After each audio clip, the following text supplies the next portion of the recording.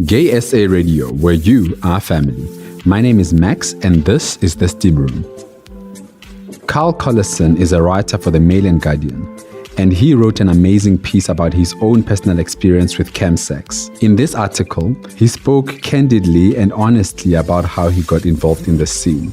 He also spoke to other men involved in this world. We spoke to him about this time in his life.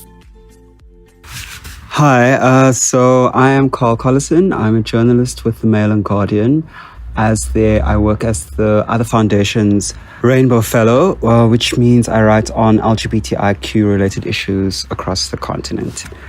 Just in terms of my experience with Chem Sex, it's a few years that it took place. I kind of got into it through a really messy situation where I was trying to, get back the man I was in love with at the time. And we had been using drugs, and it slowly degenerated into me becoming an addict in a way.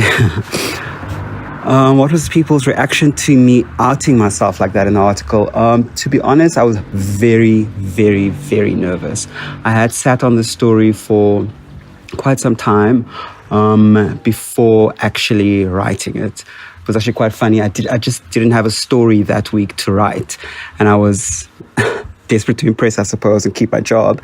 So I decided, seeing as I had the story, most of it done, I would just piece it together. But in terms of people's reactions, it was generally positive. I can't say that I had a negative experience or negative feedback, even though that was something that I was very, very concerned about. I had many sleepless nights putting the story together, and the day before deadline, filing the story, having my colleagues read it, my editors. It was really a very intense time for me. But yeah, I'm glad I did it because certainly in terms of the readership of the story, it got a lot of traction. I think there was a need for, or there is still a need for stories that look honestly at people's first-hand experiences. The reason I approached the story the way I did, in putting my own experiences in and leading with myself as the main voice in the story, was because out of frustration, I'd read a lot of other stories around Chem Sex, none of which were locally published, written, and there might have been, but I certainly didn't come across them. And certainly those that I'd read of, written by foreign writers or writers abroad, were kind of took an outsider's perspective of it, even though you could tell in some of the stories that the writer was familiar with the scene. So I just felt there was a need for a writer to depict honestly to the reader, what the experience really is like. In terms of researching, writing, and interviews, the research process was not as tough as the actual interviews with people, and getting people to trust me. I have friends who used and still continue to use, and I spoke to some of them, and they in turn, because they trusted me, they in turn put me onto people who they convinced to share their stories with me. It was the interview process is interesting in that, as a journalist generally, you kind of, while you're in the interview, you're just doing the things. You're just doing it to get it done with. Not to get it done with, but you know what I mean? You're in that kind of professional space. But what's really hard-hitting is when you have to transcribe that interview. Then you relive that moment with that person, and it's just it was extremely tough transcribing some of the interviews, some of what my friends had said, and some of what the friends of their friends had said, because I realized then that I came away relatively unscathed, and that's how I end the story, I suppose. But there are people who really come out with the short end of the stick, and it's a hard thing to have someone share that experience with you, and then also realize that you as a person, never mind you as a writer, but you as a person, came that close to losing so much, whether it's your health or your job or just a sense of self, and that's what the drugs take away, that sense of self. You find yourself inching your way back into just to find a semblance of what you were. But yeah, that was particularly hard for me.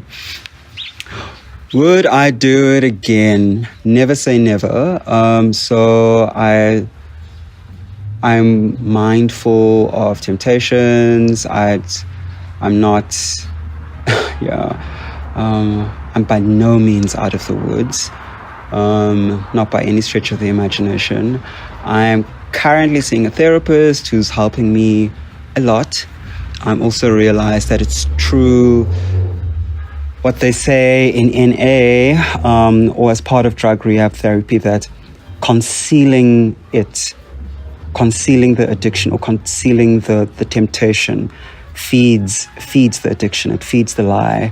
So I'm trying to be as open as possible with people, whether it's colleagues or friends or whoever, my therapist, or with myself, just around how much of a hold this still has on me. Much as I've clawed my way back to the old Carl, there's still a definite hold, and I would be lying if I said that I was free from that. How do I feel now that it's behind me? It's not completely behind me, so I can't really comment on that.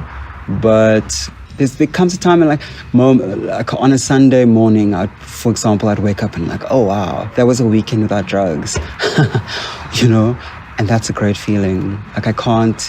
There's no way I can explain or quantify that feeling. It's invaluable. Because the drugs are essentially, it's a time thief, it's a happiness thief. You spend your days depressed, searching for something to fill you. But, it's deceptive like that because it fills you for a few minutes and then it leaves you really dry.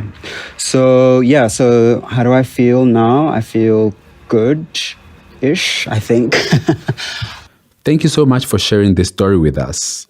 If you want to read the article, check out the Mail and Guardian website at mg.co.za. So, there you have it. Remember, if you need more information, go check out the GaySA Radio website, and if you want to chat with me, send me an email. Send it to info@gaysaradio.co.za. This is The Steam Room with Max, and you're listening to GaySA Radio, where you are family.